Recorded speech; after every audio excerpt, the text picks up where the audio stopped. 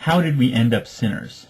To answer that question, I'm going to read from pages 124 to 126 of Dr. Norman Geisler's Systematic Theology, Volume 3, Sin and Salvation, which I highly recommend.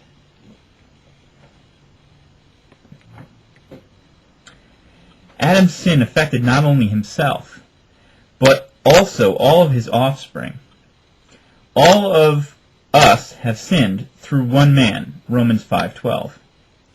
All of Adam's descendants were present in him potentially, seminally, and or legally, judicially. Since, as the head of the race, he was our legal representative. And Romans 5:18 through 21 has more on that. The judicial legal effects of Adam's sin. As our legal representative, Adam sinned on our behalf, and we received the legal consequences of his choice. In other words, Adam had the God-given power of attorney for the whole human race. And when he exercised it for ill, the consequences of his sin were directly imputed to all of us, to all of his posterity, which is all of us. Paul says, consequently, just as the result of one trespass, Adam's sin, was condemnation for all men, so also the result of one act of righteousness, Christ's death, was justification that brings life for all men.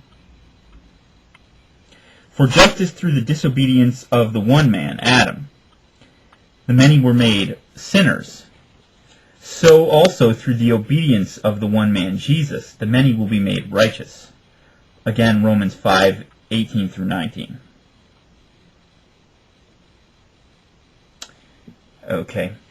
As legally or judicially, then, the consequences of Adam's sin were imputed to all of his natural offspring.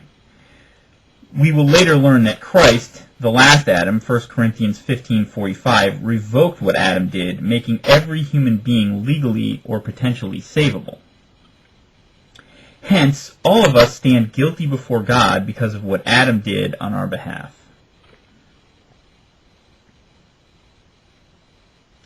His sin on behalf of the race was imputed to the race. Clearly, the all, or many, were not made sinners actually, since they did not actually exist at that time. However, they were potentially and legally present in Adam, and as such received the imputation of the consequences of his sin. And there's another example of that. It's when Satan tempted David to number Israel. I think it relates in the same kind of way. And you can see that in 1 Chronicles chapter 21, verses 1 through 27.